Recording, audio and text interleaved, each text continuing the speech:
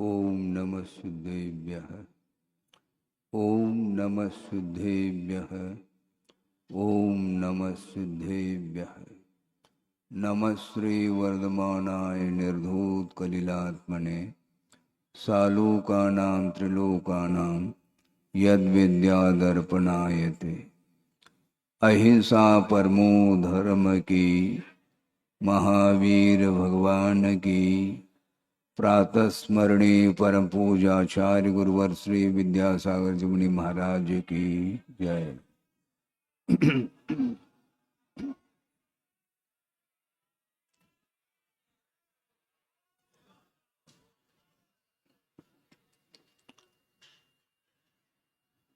आज का यह पंचम दिन है। उत्तम सत्य धर्म की आराधना सब लोगों को करनी है।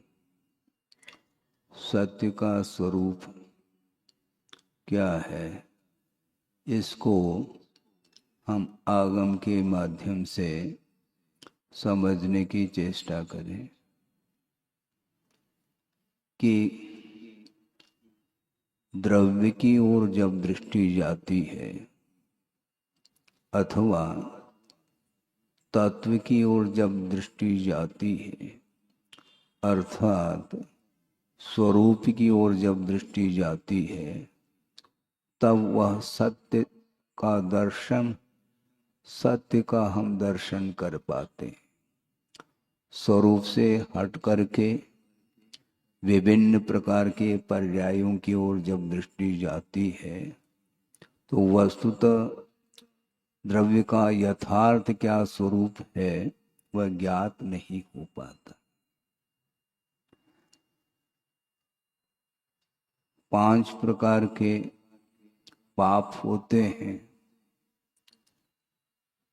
और उन 5 प्रकार के पापों के त्याग के फल स्वरूप 5 प्रकार के व्रत सामने आ जाते हैं।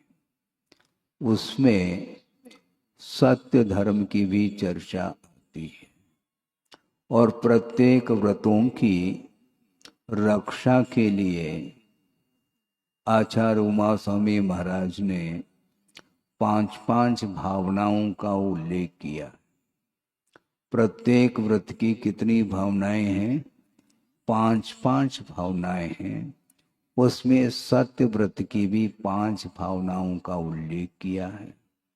क्रोध, लोभ, भीरुत्व, हास्य, प्रत्याख्यानान्यनुवीच भाषणम च पंच। सोचो, प्रत्याख्यान का अर्थ त्याग होता है। किसका त्याग करना? क्रोध का प्रत्याख्यान करना। क्रोध का त्याग करो, लोभ का त्याग करो, भीरुता का त्याग करो और हास्य का त्याग करो। और अनुवीच भाषण का अर्थ होता है आगम के अनुरूप बोलने का नाम। तो ऐसी स्थिति में दुनिया में निर्भीक वक्ता तो मिल सकते हैं, किंतु निरीह वक्ताओं का दर्शन करना बहुत कठिन हो जाता है। आवेश में आकर के कुछ भी बोला जा सकता है, किंतु वो क्रोध के आवेश में आकर के बोलने के फलस्वरूप उसके मुख से जो वचन निकलते हैं उनमें सत्यता का दर्शन देखने को नहीं मिलता। और क्रोध का त्याग करना इतना ही पर्याप्त नहीं, किंतु जिस वक्ता की आजीविका श्रोता के ऊपर निर्धारित है, तो वह वक्ता कभी भी सत्य का उद्घाटन नहीं कर सकता। उसके वचनों, उसके मुख से सत्य वचन निकल ही नहीं सकते, क्योंकि उसका जीवन स्वाधीन नहीं है। कदम कदम पर अपने प्रयोजन को शुद्ध करने के लिए वह आगम को भी साइड में रख सकता है, गुरु के वचनों को भी वह साइड में रख सकता है और वचनों का वह प्रयोग करता है और उसके माध्यम से, उन वचनों के माध्यम से न स्वयं का हित होता है न दूसरे का हित होता है। हित किससे होता है? बोलने से हित नहीं होता, ये ध्यान रखें। और गुरुदेव ने भी कई बार स्वाध्याय के दौरान उन्होंने स्पष्ट कहा है कि आगम में सत, आप ध्यान से सुनेंगे नहीं तो बहुत विकल्प हो सकते हैं। उन्होंने ये कहा गुरुदेव ने कि आगम में सत्य बोलने का प्रावधान नहीं है। महाराज आप ये क्या कहने जा रहे हैं? ठीक कह रहा हूं मैं बिल्कुल सावधान होकर के कह रहा हूं, क्योंकि गुरुदेव के वचन है, ये ध्यान रखो।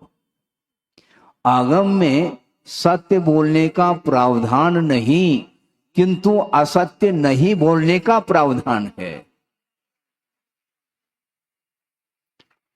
सत्य बोलने को किसने कहा है? क्योंकि बोलने मात्र से चारित्र का पालन होता है ऐसा नहीं है। और सबसे मुख्य प्रधान जो व्यक्तित्व को लेकर के मैं आपके सामने विचार रख रहा हूं, सबसे बड़े साधक कौन होते हैं? बोलो। हैं? हम पंचम काल में चारित्र का पालन कर रहे हैं, ध्यान रखो। सबसे वर्धमान चारित्र के जो धनी होते हैं वो कौन होते हैं? तीर्थंकर हुआ करते हैं। अन्य भी कोई साधक हो सकते हैं, किंतु मैं तीर्थंकर को आपके सामने इसलिए रख रहा हूं कि तीर्थंकर स्वयं दीक्षित होते हैं, क्योंकि उन्होंने पूर्व में तीर्थंकरों के पादमूल में ही षोडश कारण भावनाओं के माध्यम से तीर्थंकर प्रकृति का बंद किया था। और फलस्वरूप वर्तमान में वो तीर्थंकर बनने जा रहे हैं। और युग के आदि में वृषभनाथ हुए, उन्हीं को ले लें, कोई भी तीर्थंकर को ले लो, हमें कोई आपत्ति नहीं। वृषभनाथ भगवान सर्वार सिद्धि से उतरे हैं और उनकी उम्र कितनी है सबको ज्ञात है। 83 लाख वर्ष की उनकी उम्र है और वो वहां से निकले हैं। उनका यहाँ पर जन्म हुआ है। जन्म होने के उपरांत कालांतर में उन्हें वैराग्य उत्पन्न हो जाता है। मैं ज्यादा विस्तार नहीं करना चाहता हूं, क्योंकि समय को भी ध्यान में रखना है। और वे दीक्षित होते हैं और दीक्षित होने के उपरांत अखंड मौन धारण करके साधना करते हैं। महाराज फिर वो सत्य बोलते नहीं क्या? उन्हें बोलने की बात आने लगी। सत्य को बोलने से ही सत्य सामने आता है ऐसा नहीं है, किंतु अहिंसा धर्म की रक्षा जो होती है वह सत्य धर्म के माध्यम से होती है। इसको ध्यान में रखें। जो व्यक्ति आवेश में आकर के अपने प्रयोजन को शुद्ध करने के लिए वचनों का प्रयोग करता है, वह कभी भी अहिंसा धर्म की रक्षा नहीं कर सकता। उन वचनों के माध्यम से अहिंसा की रक्षा नहीं हो सकती। और 5 जो धर्म हैं, जिसको बोलते हैं अहिंसा, सत्य, अचौर्य, ब्रह्मचर्य और अपरिग्रह, ये जो 5 व्रत होते हैं, इनमें 4 जो धर्म हैं अहिंसा को छोड़ करके, वे चारों धर्म ये परिकर के रूप में हैं, ये शील व्रत के रूप में है, ऐसा आगमकारों ने कहा है। और अहिंसा धर्म प्रदान होता है। अहिंसा धर्म की रक्षा जो होती है वो अन्य 4 धर्मों के माध्यम से ही अहिंसा की रक्षा होती है। जो अहिंसा धर्म का पालन करना चाहता है, सूक्ष्म से सूक्ष्म रूप से वह हमेशा मौन धारण करना पसंद करता है।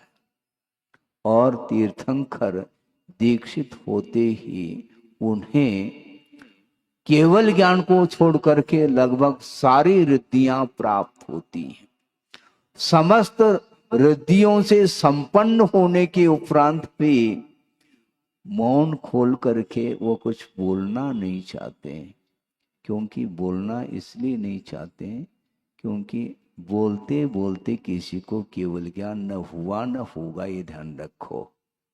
केवल ज्ञान जो होता है वो बोलने से नहीं होता, गुप्ति में लीन होने से ही केवल ज्ञान रूपी ज्योति जलती है, ये ध्यान रखे। उनको कोई आकुलता नहीं, प्रभु को दीक्षित हो गए हैं और समस्त रिद्धियों से संपन्न होने के उपरांत उनके मन में बोलने की आकुलता नहीं। गुरुदेव ने कहा था बोलने की भी बहुत बड़ी आकुलता होती है। हाँ, बोलने की बहुत बड़ी आकुलता होती। और उन्होंने यहां तक कहा कि एक सुख की आकुलता और एक दुख की आकुलता, दोनों प्रकार की आकुलता, ये ध्यान रखें। दुख उत्पन्न होता है तो दूसरे के सामने उस दुख को व्यक्त करता है तो वह अपने आप को हल्का महसूस करता है? इतना ही नहीं, सुख को भी पचाना बहुत कठिन है बंधुओं, ये ध्यान रखो। यदि मान लो साथा के उदय में बहुत वैभव मिला है, अच्छा सुख का अवसर प्राप्त हुआ है और जो सुख की अनुभूति हो रही है उसको भी वह दूसरे के सामने रखना चाहता, ये सुख की आकुलता मानी जाती है। और ये आकुलता ही संसार के लिए कारण माना है। इसलिए जो प्रभु होते हैं, तीर्थंकर होते हैं, दीक्षित होने के उपरांत भी दीर्घ काल तक साधना में वो लीन रहते हैं। सत्य धर्म का पालन करते हैं कि नहीं महाराज?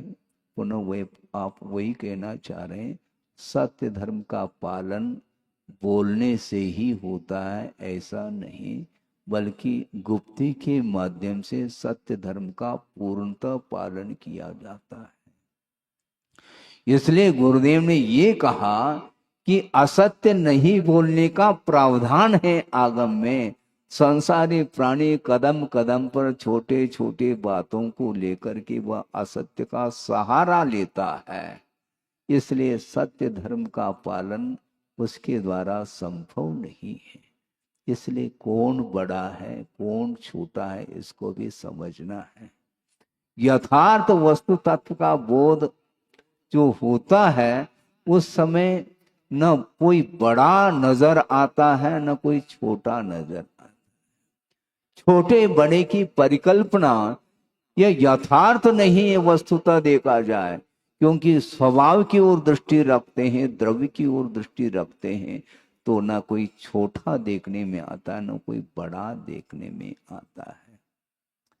गुरुदेव ने कहा थोड़ा स्वभाव की ओर दृष्टिपात तो करो तो अहंकार भी समाप्त हो जाएगा, बड़प्पन भी समाप्त हो जाएगा तुम्हारा। उनका ये कहना था कि द्रव्य दृष्टि से बड़ा कौन है, क्योंकि प्रत्येक जीव अनंत काल से आ रहा है और वो उसका अनंत काल तक वह परिणमन बना रहेगा। वह अविनश्वर तत्व है, वह जीव तत्व, उसका कभी भी विनाश संभव नहीं है। और जो यथार्थ होता है वही अविनश्वर होता है, वही नित्य होता है। इस प्रकार आगमकारों ने उल्लेख किया है। नित्यावस्थितानि रूपाणि, इस प्रकार उमास्वामी महाराज ने तत्वा सूत्र में एक सूत्र दिया है। आज पंचम अध्याय मध्याह्न में इसका व्याख्यान होगा। प्रासंगिक आपके सामने रख रहा हूं कि द्रव्य नित्य हुआ करता है, वह अवस्थित होता है, और जीव तत्व की अपेक्षा से वह अमूर्त हुआ करता है। जीव जब दिखाई नहीं दे रहा है तो ये बड़ा और छोटा ये कैसे देखने में आ रहा, मुझे बताओ।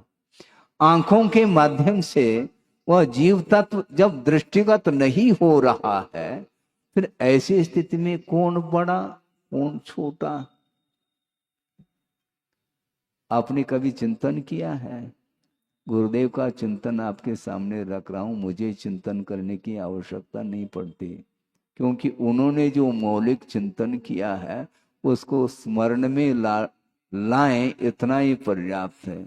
उनका ये कहना है गुरुदेव का कि संसारी प्राणी की दृष्टि में पदार्थ किस रूप में आता है इसको देखना है। चींटी छोटी है क्या बड़ी? बोलो, छोटी है ना, इसलिए तो मैं कहना चाह रहा हूं चींटी छोटी है, ठीक है, और छिपकली उससे बड़ी है, और छिपकली से बड़ी और कौन सा बड़ा हो सकता है? सर्प है, और उससे बड़ा कौन है? हाथी है। बड़ा कौन है वस्तुतः? पर्याय की विवक्षा में सारे सारे पर्याय सामने अवस्थाएं आती हैं, उसको लेकर के छोटे बड़े की परिकल्पना होती है।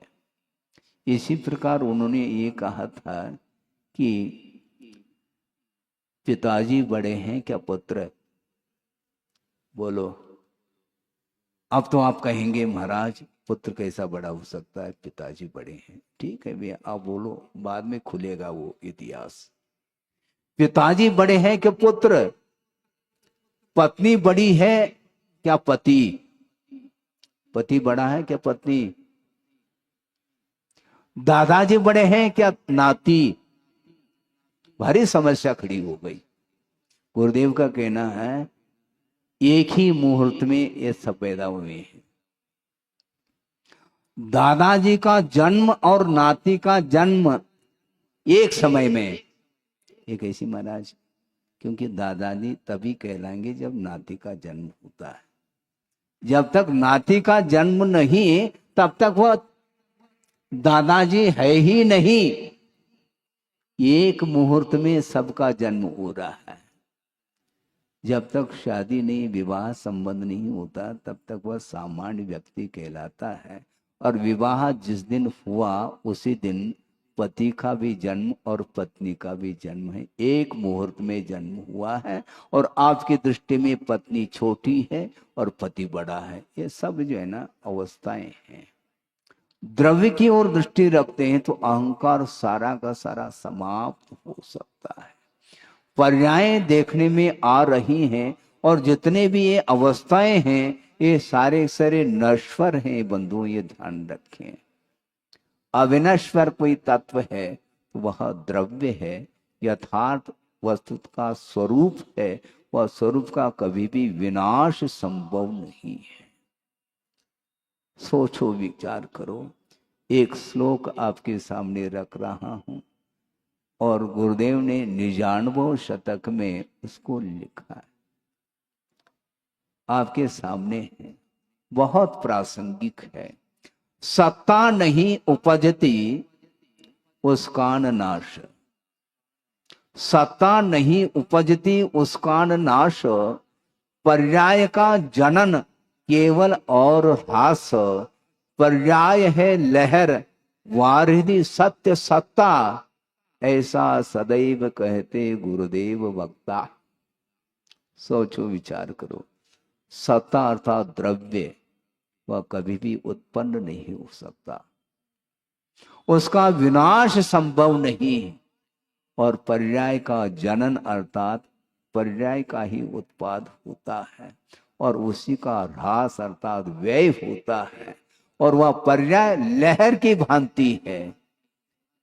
पर्याय है लहर, और वारधी अर्थात सागर जो है वह सत्य है, वह सत्ता के रूप में, ये ध्यान रखो।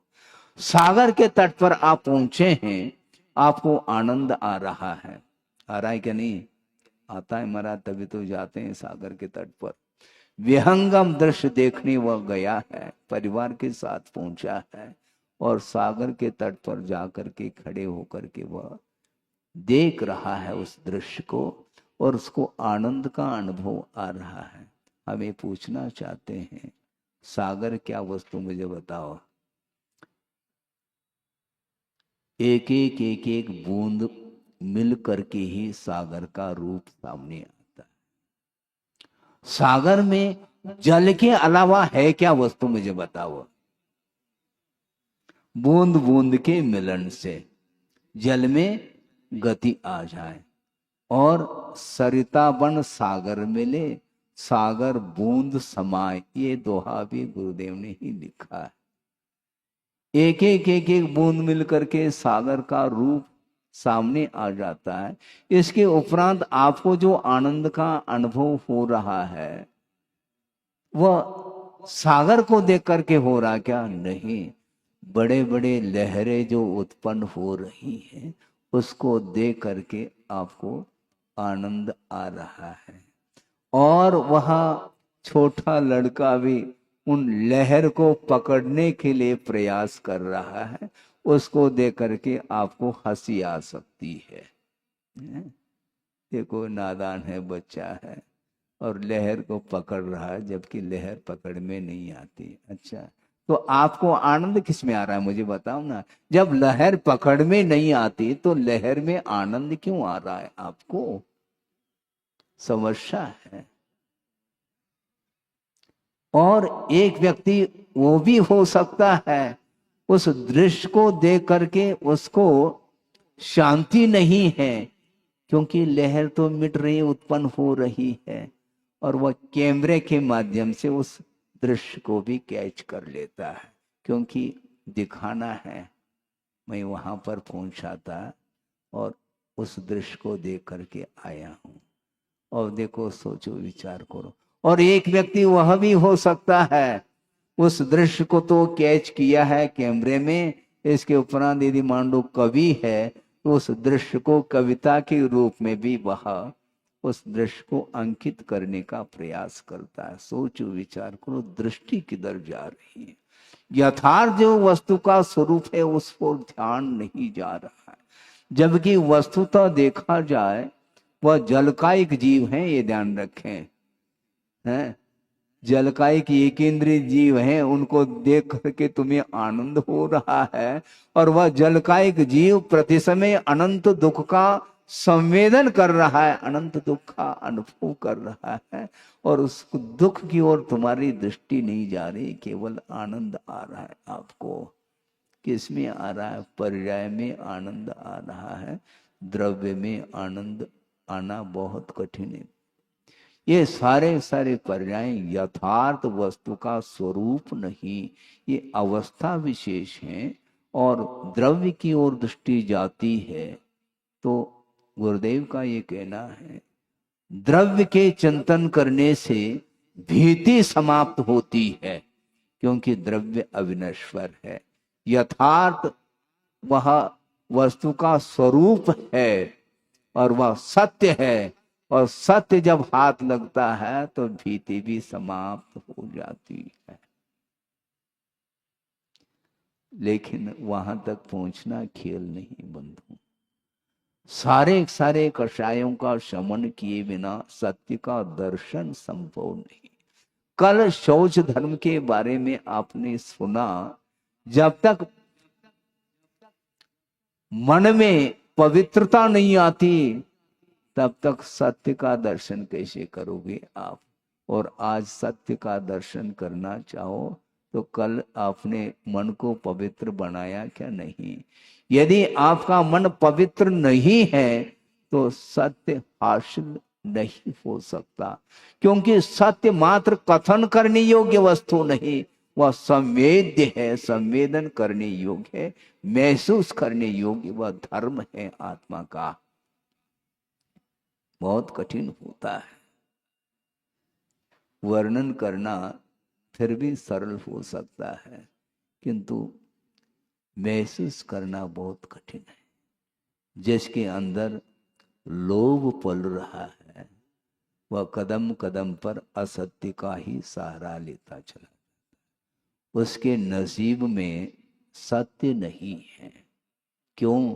क्योंकि लोभ है, और लोभ के कारण ही मन में अपवित्रता आती है, उसकी आंखें मिच जाती हैं और वह पर वस्तु के प्रति आकर्षित होता हुआ उसके ऊपर और अधिकार जमाने का एक भाव और रखता है।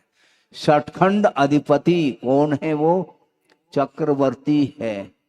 अच्छा, तीन लोग के नाथ बनने में आनंद नहीं आता है क्या उनको? है? तीन लोग के नाथ बनो ना, प्रभु बनो, किंतु चक्रवर्ती में आनंद आता है।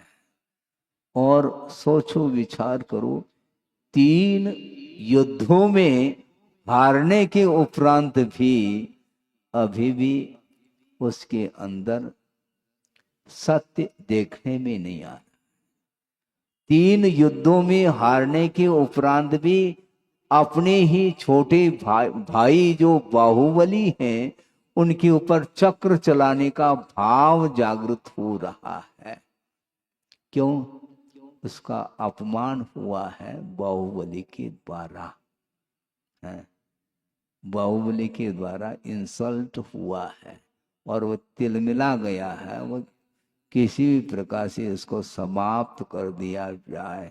किसको समाप्त करते हो? द्रव्य को समाप्त कर सकोगे क्या? तुम बाहुबली के ऊपर चक्र चलाओ, ठीक है, वो समाप्त हो जाए, हो भी सकता है और नहीं भी हो सकता है, क्योंकि वह बाहुबली है और चक्र का प्रभाव अपने परिवार वालों के ऊपर नहीं पड़ सकता। ये तक भान नहीं रहा किसको? चक्रवर्ती को। क्योंकि सत्य की ओर दृष्टि जाए तब तो ये सब भान आ सकता है। सत्य ओझल हुआ है। सोचो, विचार करो, उसके अंदर अहिंसा के भाव नहीं आ सकते। जिसके अंदर सत्य है उसके अंदर अहिंसा धर्म भी वहीं पर पलता रहता है। भाव हिंसा भी होती है, द्रव्य हिंसा भी होती है। द्रव्य हिंसा से ऊपर उठने के उपरांत भी भावों में यदि हिंसा बनी रहती है तो कभी भी वह सत्य का दर्शन नहीं कर सकता। ये सिद्धांत है। अहंकार भी अभाव को प्राप्त होना चाहिए, क्योंकि कल परसों ही हमने बात कही थी, ये जितने भी धर्म हैं ये एक दूसरे के साथ संबंध को लिए हुए हैं। ये अखंड धर्म है, ये ध्यान रखो। मात्र क्षमा धर्म ही धर्म नहीं, किंतु क्षमा की उपासना करने वाला व्यक्ति वह कभी भी कठोर नहीं हो सकता, और मानव धर्म की आराधना करने वाला व्यक्ति कभी भी उसके अंदर कुटिलाई संभव नहीं। आर्यव धर्म की उपासना करने वाला जो व्यक्ति होता है उसका मन हमेशा निर्मल रहता है, पवित्र रहता है, और जिसका मन पवित्र है उसके वचनों में भी पवित्रता आती है।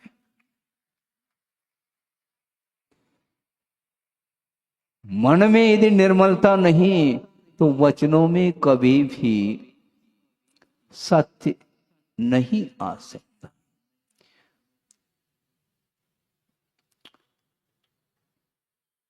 आचार्यों ने ये लिखा है कि धारयन्त्यमृतम वाची हृदय हालाहलम विषम, ऐसा कहा। वचनों में अमृत धारण कर रहा है किंतु हृदय में हलाहल भरा हुआ है, तो उस अमृत के समान वचनों से क्या प्रयोजन सिद्ध होता है? मीठे मीठे वचन बोल सकता है किंतु हृदय पवित्र रहना चाहिए। हृदय में यदि विष और हलाहल भरा हुआ है तो उन मीठे वचनों से कोई भी प्रयोजन सिद्ध नहीं हो सकता। एक पुनः एक कहावत मुझे स्मरण में आ रही है, वो भी मराठी में ही है। कल परसों भी ये कहा था हमने, दिसतय तसा नसतय म्हणून जग फसतय। अर्थ क्या है इसका? जो दिखता है वह यथार्थ नहीं है, इसलिए ये जग अर्थात लोक जो है जाल में आया है, फंस गया है। संसारी प्राणी फंस जाता है कदम कदम पर। क्यों? जो दिखता है वैसा वह रहता नहीं। इसलिए आर्टिफिशियल जिसको बोलते हैं वह सही जैसा महसूस होता है, वह सत्य जैसा लगता है, यथार्थ जैसा लगता है, किंतु वह यथार्थ रहता नहीं है। इसलिए आचार्य कहते हैं कि संसार के स्वरूप के बारे में बहुत बारीकी से अध्ययन करने की आवश्यकता है। नहीं है तो किसी भी पल में एक व्यक्ति के जाल में तुम आ सकोगे। हाँ, जिसके अंदर कुटिलता है उसके जाल में एक भोला भाला व्यक्ति आकर के फंस सकता है। इसलिए दिसते तस नसते, जो देखने में आ रहा है वह वैसा रहता नहीं। यथार्थ वस्तु का जो स्वरूप है वह द्रव्य की अपेक्षा से यथार्थता देखने में आती है, और विभिन्न प्रकार के जो पर्याय हैं उसमें वो उलझता चला जाता है। इसलिए वह संसार से ऊपर नहीं उठ सकता। इसलिए सत्य को आत्मसात करने के लिए अहंकार को भी साइड में रखना होगा, ये ध्यान रखो। एक प्रसंग आपके सामने सुना रहा हूं, पढ़ा था इसलिए कि एक हाथी है, वह मस्त चाल से चल रहा है और उसके पीठ पर एक मक्खी बैठी है। ये रूपक बनाया गया है, आप ही लोगों को सुनाने के लिए ऐसा लगता है। एक हाथी मस्त चाल से चल रहा है और उसके पीठ पर एक मक्खी बैठी है, और जब वह हाथी पुल के ऊपर चलना प्रारंभ करता है तो पुल हिलने लग जाता है, पुल में वाइब्रेशन आ जाता है। तो उस समय मक्खी सोच रही है, वो मक्खी क्या सोच रही? वैसे मक्खी सोच नहीं सकती क्योंकि वो चौरेंद्री है। इसके उपरांत भी रूपक बनाया। मक्खी ये सोच रही है कि इन दोनों में काफी हमारे पास बल आया है, क्योंकि प्रतिदिन हलवाई के यहाँ जा करके मिठाई के ऊपर मैं बैठती हूँ, उसके माध्यम से काफी बल आया है। शायद हो सकता है इस बल के कारण ही पुल में वाइब्रेशन आ रहा है। उसको ये बुद्धि नहीं है, ये पुल जो हिल रहा है ये हाथी के द्वारा हिल रहा है कि मेरे द्वारा। इतना ये अहंकार की चरम सीमा मानी जाती है, सोचो। और वो मक्खी कह रही है हाथी के लिए, थोड़ा रुको, ऐसा न हो कि मेरे द्वारा पुल धराशायी न हो जाए। मैं उतर जाती हूं, फिर बाद में तुम पुल पार कर लेना। सोचो, विचार करो, कौन बलवान है? सत्य क्या है इसमें? जिसके पास अहंकार है वो उसके पास सत्य हाथ लग नहीं सकता। विशाल का हाथी के द्वारा वह पुल जो हिल रहा है उसके ज्ञान में नहीं आ रहा है, किसके? उस मक्खी के ज्ञान में, क्योंकि मक्खी के पास माइंड नहीं है, ध्यान रखो। फिर भी वो सोच रही है कि मेरे बराबर कोई भी ताकतवर व्यक्ति नहीं है, मैं बलशालिनी हूं। ऐसा वो मक्खी सोच रही है, उसका ये अज्ञान माना जाता है। उसी प्रकार संसारी प्राणी सोच नहीं पाता। अहंकार के कारण वह प्रभु को भी भूल सकता है और गुरु को भी भूल सकता है, ये ध्यान रखो। उसके अंदर कृतज्ञता भी समाप्त हो सकती है, ये अहंकार के फलस्वरूप। और उस अहंकार के कारण ही वह सत्य से वंचित हो जाता है। सत्य धर्म की उपासना करना खेल नहीं है बंधुओं।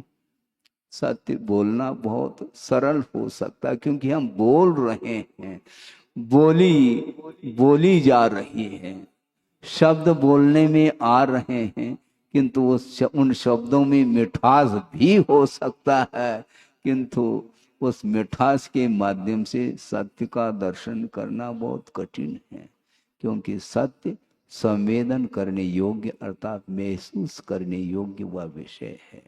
इसलिए बात ये कही जा रही है कि वस्तुतः सत्ता कभी भी उत्पन्न नहीं होती, न विनाश को प्राप्त होती है। ये सारी सारे पर्याय प्रतिपल मिट रही हैं और उत्पन्न हो रही हैं लहर की भांति। और शाश्वत यदि कोई तत्व है तो सागर के समान वह शुद्ध परमात्म तत्व है। जीव ही जीव द्रव्य है और उसकी पर्याय विनाशशील होती है। इसलिए संसार में यह संसार विनाशशील है, नित्य है क्या अनित्य है, इसके बारे में सोचो तो सही। नित्य नहीं है, अनंत काल से जीव आ रहा है, किंतु उसकी पर्यायें मिटती चली जा रही, उत्पन्न होता चला जा रहा व्यक्ति। द्रव्य उत्पन्न नहीं होता है, पर्यायें उत्पन्न होती हैं। श्रद्धान का तो विषय बनाऊं, श्रद्धान का विषय बनाएंगे तो कभी भी आपको भीति उत्पन्न नहीं होगी, मेरा क्या होगा, अरे तुम्हारा क्या होगा है?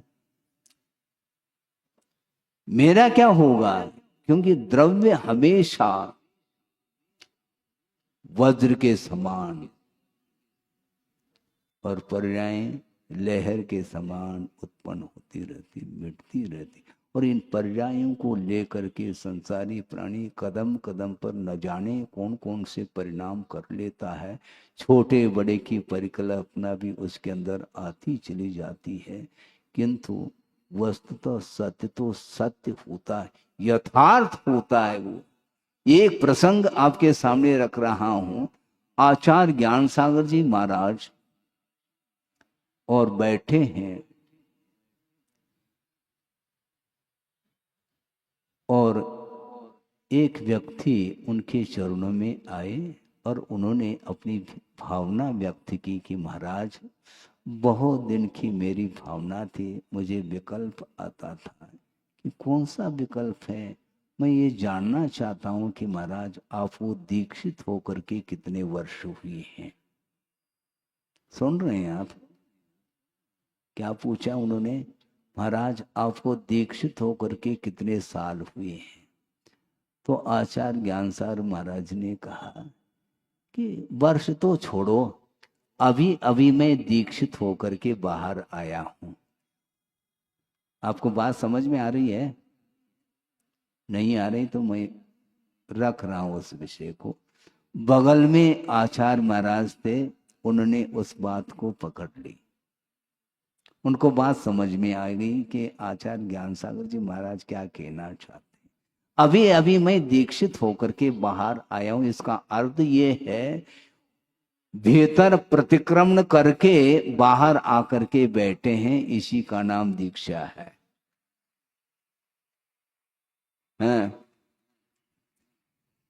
मैं 10 साल का हूं, मुझे दीक्षित होकर के 25 साल हो गए, मुझे 40 साल हो गए, मुझे 50 साल हो गए, मैं चिर दीक्षित हूं और ये नव दीक्षित है, ये सब भूल जाओ।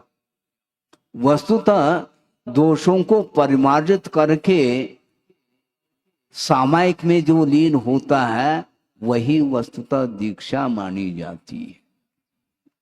यथार्थ सत्य तो यही है, क्योंकि दीक्षित होने के उपरांत भी परिणामों के माध्यम से अनेक प्रकार के दोष उत्पन्न होते हैं। जाने अनजाने में उन दोषों को परिमार्जित करने के लिए श्रमण लोग 2-2, 3-3 बार प्रतिक्रमण करते हैं और उन दोषों से वो मुक्त हो जाते हैं। इसी को दीक्षा बोलते हैं। भूल रहे हो तुम, मैं चिर दीक्षित हूं, भूल जाओ। क्योंकि दीक्षित होने के उपरांत भी जब तक सत्य का दर्शन नहीं होगा तब तक मुक्ति नहीं मिलेगी। मोक्ष प्राप्त करना चाहते हो तो सत्य की ओर ध्यान रखो। बहुत कठिन होता, कदम कदम पर संसारी प्राणी असत्य ही बोलता रहता है। क्यों? उसके पास लोभ है, और लोभी क्या नहीं करता, लोभी के पास सत्य नहीं आ सकता, वह असत्य का ही सहारा लेता है। लेते रहो, हमें क्या करना है। आचार्य कहते हैं अनंत काल से करते आए हो और कितने काल व्यतीत करना चाहो, बहुत कठिन होता है। जो सत्य का आलम्बन लेता है उसके चरणों के माध्यम से धरती पवित्र होती है। ध्यान रखो, सताम विज्ञात तत्वानाम सत्यशीलावलंबिनाम चरण स्पर्श मात्रेन विशुद्धति धरातलम, ऐसा कहा। सत्पुरुषों के माध्यम से, सत्पुरुष कौन होते हैं? जिन्होंने तत्व को जान लिया है और सत्य और शील का जिन्होंने आलम्बन लिया है, वे ही सत्पुरुष माने जाते हैं। उनके चरणों के स्पर्श से ये धरती पवित्रता का अनुभव करती है। आज आप लोग भी वहां पर जाते हैं, कहां पर? तीर्थराज समेत शिखर, वहां पर जाते ही अपने आप परिणामों में पवित्रता आती है। क्यों आती है? वहां पर उस स्थान से अनंत जीव मोक्ष को प्राप्त हुए हैं जिन्होंने सत्य की आराधना की है। जिस स्थान पर सत्य की आराधना की है वह स्थान पवित्र न हो तो और कौन सा स्थान पवित्र हो सकता है? होता है क्या? नहीं हो सकता। धरती तो अखंड है, किंतु द्रव्य क्षेत्र आदि के निमित्त से परिणामों में पवित्रता आती चली जाती है। आप प्रभु के सामने खड़े हैं, जन्मबिंब के सामने खड़े हैं, पूजन अर्चन कर रहे हैं, आपके भावों में उज्ज्वलता आई है। किंतु ये ध्यान रखो, टेलीविजन के सामने जब आप दृश्य देखते हैं उस समय भावों में पवित्रता आती है? बोलो, शिवरात्रि बोलो, नहीं आती है तो टेलीविजन क्यों देखते हो? हैं? जिनबिंब का दर्शन करने के उपरांत, भावों में उज्ज्वलता आने के उपरांत और कौन सी उज्ज्वलता के लिए कारण होगा जिसके सामने हमें उज्ज्वलता प्राप्त होती हो? राग के दृश्य देखने से कभी भी भावों में उज्ज्वलता नहीं आ सकती। इसके उपरांत भी बहुत कठिन होता है। अन्यत्र पवित्रता नहीं आ सकती। ये कहना बहुत आसान है, किंतु मोबाइल और टेलीविजन के माध्यम से रात दिन भर राग का दृश्य देखता है। हमने सुना है, क्योंकि हमने तो देखा ही नहीं, ना टेलीविजन देखा ना मोबाइल देखा। सोचो, विचार करो। सुनते हैं रात के 12, 1, 2 बजे तक भी प्रोग्राम देखते रहते हैं, बताते हैं। सत्य बोल रहा है क्या? नहीं मैं, हाँ, असत्य तो नहीं बोल रहा हूं, क्योंकि सत्य धर्म है, ध्यान रखो। क्योंकि हमने आप ही लोगों के मुख से सुना है। सोचो, विचार करो, 2-5 मिनट पूजन करते समय यदि मान लो विलंब हो जाता है तो घड़ी देखते हैं, और बिना घड़ी देखे 2-2, 3-3, 4-4, 5-5 घंटे तक उस दृश्य को देखते हैं। उसके माध्यम से कौन सा सत्य का दर्शन हो रहा है? जहां राग का दर्शन है वहां पर वीतरागता का दर्शन संभव नहीं है। वहां कैसे पवित्रता आ सकती है? कम से कम आप लोगों को ध्यान में रखना चाहिए कि राग का दृश्य आप नहीं छोड़ सकते, किंतु परसेंटेज तो कम से कम कर सकते हैं। नहीं कर सकते? कर सकते हैं ना, करना चाहिए। क्योंकि राग में पूरा संसार डूबा हुआ है, उसके माध्यम से उसको कुछ भी नहीं मिल रहा। ये पर्याय विनाशशील है, इस प्रकार कहा जा रहा है। और उस चित्र को आप देखते हैं, वो क्या नित्य है? क्या नहीं है। वो वह केवल चित्र है, तस्वीर है। और तुम वीर के संतान हो और तस्वीर को देख रहे हैं आप। सोचो, हाँ, तुम वीर के संतान हो और तस्वीर देख रहे हैं, राग के चित्र देख रहे हैं। उसमें कौन सा आपको आपका भला हो सकता है क्या? नहीं हो सकता भला। लेकिन राग ये आग के समान होते हुए भी उसमें वह कौन सा आनंद आ रहा है वही जाने। आत्मानंद बहुत कठिन है। स्वरूप का आनंद लेना चाहो, जिसको परिग्रह में आनंद आ रहा है तो उसको स्वरूप में कहां तक आनंद आ सकता? नहीं आ सकता। इसके उपरांत भी अनादिकालीन संस्कार होने के कारण इस प्रकार उसकी वृत्ति हो रही है, एक स्वभाव जैसा बना हुआ है। इसलिए इस मोह को समाप्त करने के लिए हमें सत्य का दर्शन करना है। एक प्रसंग आपके सामने रख रहा हूं, वो ये है, शरीर के घाव से अपेक्षाकृत वचन का घाव गहरा होता है। समझ रहे हैं आप? जो शारीरिक घाव है उससे भी अपेक्षाकृत वचन का जो घाव होता है वह बहुत गहरा होता है। कैसा होता है? एक दृष्टांत के माध्यम से आप समझ सकते हैं। एक व्यक्ति है और वह कृषक है, बहुत गरीब है, कृषि करता है और अपने जीवन का यापन कर रहा है, आजीविका चला रहा है, परिवार भी उसके साथ लगा हुआ है। और वह हाथ में कुल्हाड़ी लेकर के लकड़ी काटने के लिए जा रहा है। आप गौर से सुने, एक दो दिन पहले भी शेर आया था, फिर आने वाला है। हाँ, आने वाला है। कुल्हाड़ी लेकर के वह किसान जा रहा है, लकड़ी काटने के लिए जंगल गया है। और वहां पर दूर से एक शेर दिखाई पड़ा। वो सोच रहा है कि शेर दूर तो है लेकिन पास आने में देर थोड़ी लग सकता है, अब क्या किया जाए, लेकिन लकड़ी तो काटना ही है। देखते हैं, साहस करके दो चार कदम, क्योंकि एक ही पगडंडी थी और कोई पगडंडी थी नहीं, और उसी मार्ग से वह जा रहा है। दो चार छः सात 10 कदम और तय किया है, इसके बाद भी वह शेर अपनी ओर नहीं आ रहा है। क्या बात है?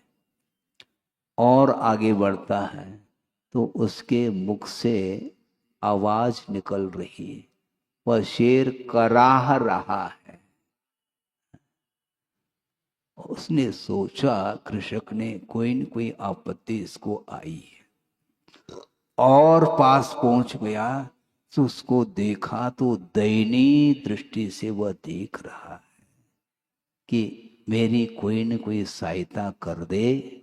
तो वह पहुंच गया है कृषक, और उसकी भीति भी समाप्त हो गई, क्योंकि शेर दहाड़ नहीं रहा है और वह दयनीय दृष्टि में बैठा है। उसकी आंखों में आंसू देख रहे हैं। जाकर के देखता है वो कराह क्यों रहा है। बात समझ में आ गई, उसके पैरों में कांटा गड़ा हुआ, और जाते ही वह पंजा ऊपर कर लेता है, इस कांटे को कोई निकाल दे। और अपने हाथ से उस कृषक ने उस कांटे को निकाल दिया।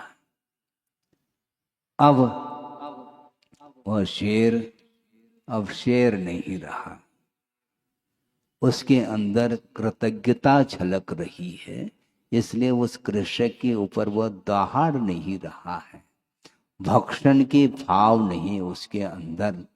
और वह शेर कृषक के लिए कह रहा है, बहुत बड़ी कृपा हो गई मेरे ऊपर तुम्हारी, अब तुम जो चाहो वो मैं दे सकता हूं, मैं आपके लिए भी सहायता पहुंचा सकता हूं। आप यदि मान लो संकट का अनुभव करते हैं तो मैं भी उस संकट को दूर कर सकता हूं। और वह शेर बोल रहा है कृषक के लिए। और वह कृषक ने कहा, मैं संकट में तो हूं, लेकिन उस संकट को तुम कैसे दूर करोगे? तुम्हारे पास है क्या दूर करने के लिए? मैं तो कृषक हूं, कृषि करके मैं जीवन यापन कर रहा हूं, और तुम्हारे पास है क्या जो मेरे ऊपर तुम उपकार कर सको या कुछ दे सको, मेरे संकट को दूर कर सको? नहीं, आप जो कहोगे उसके लिए मैं तैयार हूं। तो कृषक ने कहा कि देखो, मेरी बेटी की शादी है? समझ रहे हैं आप? क्योंकि शादी विवाह का विषय तो बहुत जल्दी समझ में आ जाता है, सिद्धांत का भले ही ना आए, बात अलग है। उस कृषक ने कहा कि मेरी बिटिया की शादी है, और शादी ठाट बाट के साथ करना तो है, लेकिन मेरे पास क्या अर्थ नहीं है, पैसा नहीं है, संपदा नहीं है, मैं क्या कर सकता हूं? उस शेर ने कहा, घबराओ नहीं, जितनी संपदा चाहो तो वह मैं दे सकता हूं। कहाँ? आगे तो बढ़ो, मैं दे रहा हूं। और उस कृषक को ले जाता है वह शेर, कहाँ पर? गुफा में, पास में गुफा, और जा करके उसको दिखाता है, ये संपदा, ये स्वर्ण की गहने हैं, आभरण हैं, जितना लेना चाहो तो ले ले। अच्छी बात है। और उस कृषक ने ले लिया और वापिस हो रहा है। उस समय शेर के लिए कृषक कह रहा है, क्या कहता है कि देखो, बेटे की शादी है, उसमें तुम भी आ जाना। हाँ, वह निमंत्रण दे रहा है उस शेर के लिए, मेरी बिटिया की शादी में तुम भी आ जाओ, हमें खुशी होगी। अच्छी बात है। और वह कृषक चला जाता है, और वह शेर भी 2-4 दिन के बाद उसकी शादी में वह पहुंच जाता है। जिस दिन शादी थी और वो पहुंच गया है, काफी लोग वहां पर एकत्रित थे, और उस शेर को देख करके भयभीत होने लगे हैं। और वह कृषक जो है, वह शादी के कार्य में व्यस्त था, और वह देखने में नहीं आया वहां पर, और शेर आया हुआ है। सारे लोग भयभीत हो रहे हैं, किंतु उस कृषक के कुछ जो साथी थे, उन्होंने कहा सब लोगों को, तुम क्यों घबरा रहे हो? इतनी डरने की क्या आवश्यकता है? लोगों के लिए वो कह रहे हैं। कृषक के साथी लोग 2-4 लोग थे, होते तो ही। उन्होंने कहा, तुम डरते क्यों हो? सब लोगों के लिए बोल रहा है, ये शेर थोड़ी है, ये शेर नहीं है, ये गधा है ये। अच्छा, गधा कहते ही शेर वापिस चला है। गधा कहते ही शेर वापिस चला गया, और शादी हो गई। होने के उपरांत वह कृषक सोच रहा है, हमने कहा था, शेर को निमंत्रण दिया था, किंतु शेर आया क्यों नहीं? शादी में उसको हमने निमंत्रण दिया था, भूल तो नहीं गया? दिख नहीं रहा, क्या बात है? कोई बात नहीं, नहीं आया हो। लेकिन शेर लौट गया, क्यों? गधा कहते ही वो लौट गया। अब 2-4-6 दिन बाद वह कृषक जा रहा है, कहाँ पर? वहीं पर कुल्हाड़ी हाथ में लेकर के जा रहा जंगल, और वहां पर शेर दिखाई पड़ा। जा करके उसके पास पहुंच गया, क्यों, क्या बात है? कोई गलती हो गई क्या मेरी? आप आए नहीं? शादी में निमंत्रण तो मैंने दिया था, आप क्यों नहीं आए? नहीं नहीं, मैं आया था, लेकिन वापिस क्यों गए आप? कम से कम हमें खुशी होती, शादी में आते और हमें आशीर्वाद दे देते थोड़े बहुत। उसने कहा मैं इसलिए आया हूं। क्यों आए हैं मैं बाद में बताऊंगा। एक काम करना है तुम्हें। कौन कह रहा है? कृषक के लिए शेर कह रहा है। ये तुम्हारे हाथ में जो कुल्हाड़ी है ना, इस कुल्हाड़ी से मेरे सिर पर प्रहार कर देना। वह कृषक सोच रहा है कि क्या बात है, तुमने इतना उपकार किया है मेरे ऊपर और तुम कह रहे हो मेरे सिर पर कुल्हाड़ी से प्रहार कर देना। मेरे वश की बात तो नहीं, मैं कृतज्ञ नहीं हो सकता, मैं कृतज्ञ हूं। नहीं, तुम्हें तो सिर के ऊपर प्रहार करना पड़ेगा, नहीं तो ध्यान रखो थोड़े बहुत दहाड़ने को हो गया तो कृषक सोचता है कि भैया उसकी बात मान लो, नहीं तो और मुसीबत आएगी। उसने उस शेर के कहने से कुल्हाड़ी से उस शेर के सिर पर प्रहार किया और उसका सिर फट गया। अब शेर क्या कह रहा है बोलो, सुनो थोड़ा सा। शेर ये कह रहा है कृषक को, अब चले जाओ तुम, किंतु 15 दिन बाद वापस आना। वो कृषक समझ नहीं पा रहा है, लेकिन क्या कर सकता है।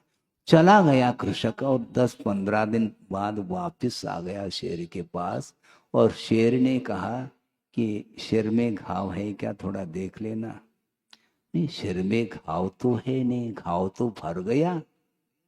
हाँ, ये घाव तो शरीर का घाव था, ये भर तो गया, लेकिन इससे भी बहुत गहरा घाव है। कौन सा घाव है? लोगों ने कहा था ये शेर नहीं ये गधा है। ऐसा कहने से ही मैं वापस आया था, ये ध्यान रखो। अर्थ ये है कि घाव, जो शारीरिक घाव तो भर सकता है, किंतु वचन संबंधी जो घाव है वह कभी भी भर नहीं सकता, ये ध्यान रखो। हम बोलते तो हैं किंतु कैसे बोलते हैं दूसरा तिल मिला जाए।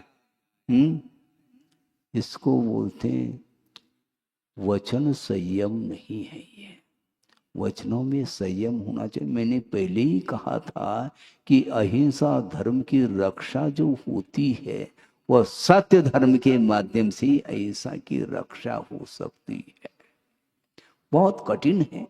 ये छोटे छोटे दृष्टांत जिन्होंने भी लिखा होगा उनकी बुद्धि तो दौड़ रही है, किंतु सत्य का दर्शन करना, व्याख्यान फिर भी सरल है।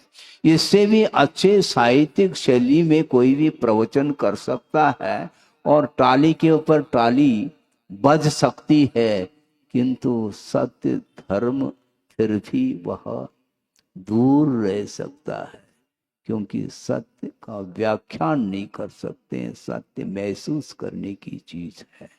हम कदम कदम पर दूसरे के प्रति जो वचनों का व्यवहार करते हैं उसमें संभल करके करना चाहिए, क्योंकि वाक संयम बहुत बड़ा संयम माना जाता है। हाँ, वाक संयम रहना चाहिए। नहीं है तो कुछ का कुछ बोलोगे, निश्चित रूप से अनर्थ ही घटित होने वाला है। एक अक्षर भी हो वह श्रेष्ठ माना जाता है। कैसा, ये भी लिखा है आगम में। आप पढ़ते कहाँ हैं? पढ़ने के लिए फुर्सत कहाँ है महाराज? हाँ ठीक है, पढ़ने में फुर्सत नहीं आपके लिए, बहुत व्यस्त हैं। काय में व्यस्त हैं आप ही जानो, हैं? संसारी प्राणी व्यस्त हैं। आचार्य कहते हैं एक अक्षर भी श्रेष्ठ है, ऐसा कहा। वरम एकाक्षरम ग्राह्यम, ऐसा कहा। एक अक्षर भी वह श्रेष्ठ है, ग्रहण करने योग्य है। वरम एकाक्षरम ग्राह्यम सर्वसत्वानुकंपनम, समस्त जीवों के प्रति दया उत्पन्न करने वाला जो वचन है वह श्रेष्ठ माना गया है। वरमेकाक्षरम ग्राह्यम सर्वसत्वानुकंपनम न त्वक्ष पोषकम पापम कुशास्त्रम धूर्त चर्चितम, ऐसा कहा है। अक्ष पोषण अर्थात इंद्रियों का पोषण करने वाला जो शास्त्र है वह कुशास्त्र है, वह धूर्त चर्चितम ऐसा कहा है। वह ग्राही नहीं, वह श्रेष्ठ नहीं है। बहुत अच्छे अच्छे शब्दों के प्रयोग कर रहे हैं, किंतु जिन वचनों के माध्यम से दूसरे का यदि हित नहीं हो रहा है, वह वचन हमारे लिए सत्य कैसे सिद्ध हो सकते हैं। यथार्थ वचन बोलिए, एक ही शब्द बोलो, नपे तुले शब्द होना चाहिए। सार्थक बोलो, व्यर्थ नहीं, साधना सो छोटी नहीं, यही कहा है ना। हाँ, हाइकू है ये, गुरुदेव ने कहा, फिर से दोहराएं क्या? सार्थक बोलो, व्यर्थ नहीं, साधना सो छोटी नहीं। हम दिन भर बोल रहे हैं, बोलती बंद ही नहीं होती, किंतु सार्थक कहां बोल रहे हैं। निरर्थक वचन कभी भी सत्य नहीं हो सकते। यहां तक मूलाचार आदि ग्रंथों में कहा है आचार्यों ने, कोई ये कह दे कि महाराज मैं भाषा समिति से बोल रहा हूं, मैं भाषा समिति के अनुरूप बोल रहा हूं, बहुत अच्छी बात है, लेकिन मात्रा सुधारो। कितना बोलना चाहते हो? भाषा समिति के अनुरूप बोलते हुए भी अत्यावश्यक हो तो बोलना चाहिए, नहीं तो मौन धारण कर लेना चाहिए। हाँ, सहेतुक बोलना चाहिए, निर्हेतुक नहीं। निष्प्रयोजन जो बोल रहा है, उस बोली से कोई भी सार्थकता सिद्ध नहीं होती है। थोड़ा बोलो, किंतु जिसमें आत्मा का हित हो, स्वयं का भी हित हो और पर का भी हित हो। इस प्रकार हितपरक वचनों का प्रयोग हमारे लिए एक प्रकार से हितकारी सिद्ध होता है। वचन बोलते रहते हैं और व्यंगात्मक भी बोलते रहते हैं, कटाक्ष करते रहते हैं, व्यंग आदि करते रहते हैं। जो व्यंग करेगा फिर उसका अंग भंग होगा, ये ध्यान रखो। वह भविष्य में वह विकलांग होगा, क्योंकि जो व्यंग कस रहा है ना, उसको अंग नहीं मिलेंगे, ध्यान रखो। है मुख है बोलने के लिए, कुछ भी बोलते चले जाओ, ऐसा नहीं। आगम के अनुरूप हित मिष्ट वचनों का प्रयोग करना चाहिए, जिसके माध्यम से दूसरे का हित हो सकता है। हित करने के लिए बोलना चाहिए, वरना नहीं बोलना चाहिए। सामने वाला हित चाहता है कि नहीं चाहता है, ये भी ज्ञात नहीं, और शुरू हो गए हम, हैं? शुरू हो गए। एक एक घंटा, दो दो घंटे, आवश्यकता क्या है? फिर भी एक घंटा तो हमने बोल ही दिया, क्योंकि आवश्यक इसलिए क्योंकि एक साल बाद फिर सत्य के लिए अवसर आने वाला है। इसलिए भैया कम से कम एक घंटा तो बोल ही दो। भले ही मैं ज्यादा बोल रहा हूँ, कम बोलने में भी काम चल सकता है, लेकिन एक साल के उपरांत आप लोग आएंगे, पता नहीं आते क्या नहीं आते, कहाँ चली जाते हैं, कोई भरोसा नहीं है। आप जय जयकार करके क्या समर्थन करना चाह रहे हैं आप? हाँ आएंगे, हाँ ठीक है। आप नहीं भी आओ तो हमें कोई भी विकल्प इसलिए नहीं है, एक बार आपने सत्य धर्म को सुन लिया और बार बार सुनने की भी आवश्यकता नहीं पड़ेगी, ध्यान रखो। जिस व्यक्ति ने सत्य को हृदयंगम कर लिया है, अब बार बार क्या सुनना, सत्य का प्रयोग करो, सत्य को सुनने की कोई आवश्यकता नहीं।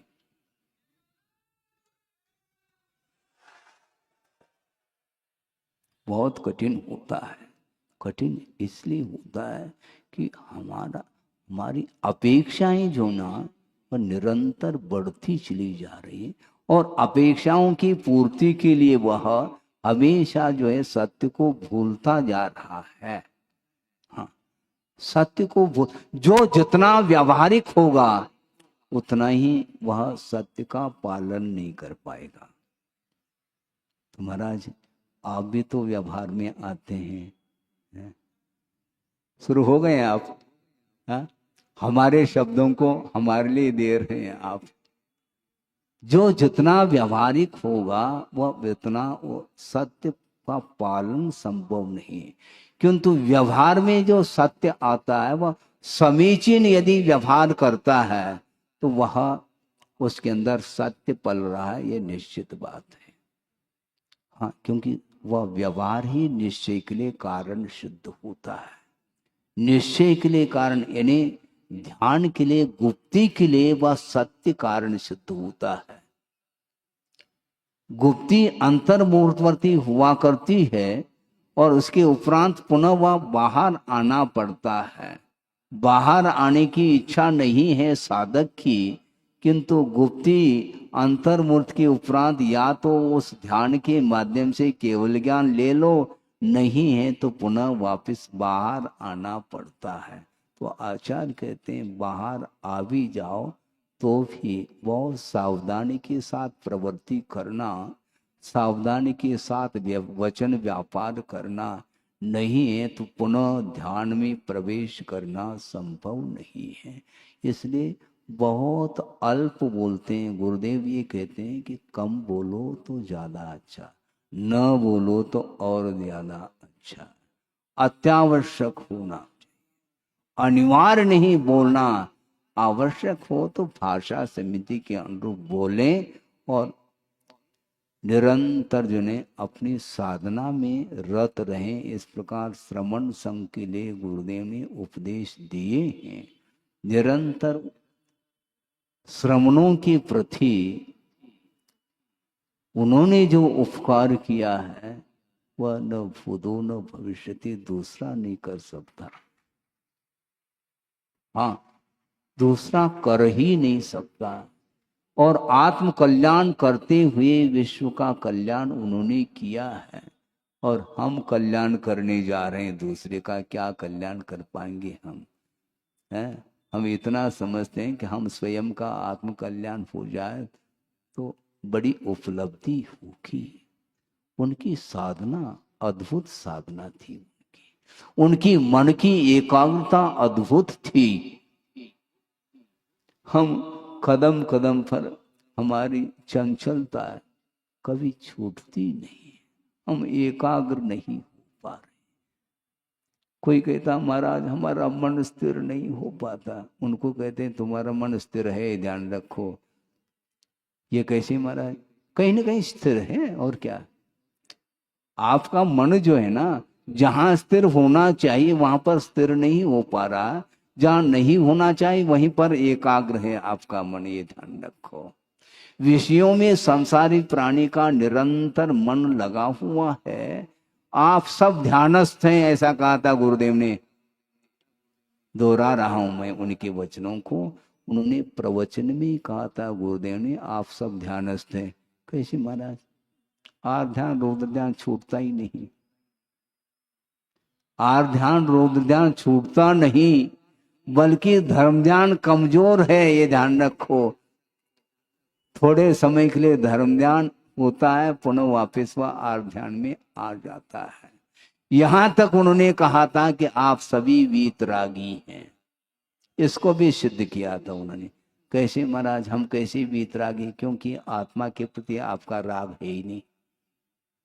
आत्मा के प्रति आपका राग है ही नहीं, इसलिए आप वीतरागी हैं।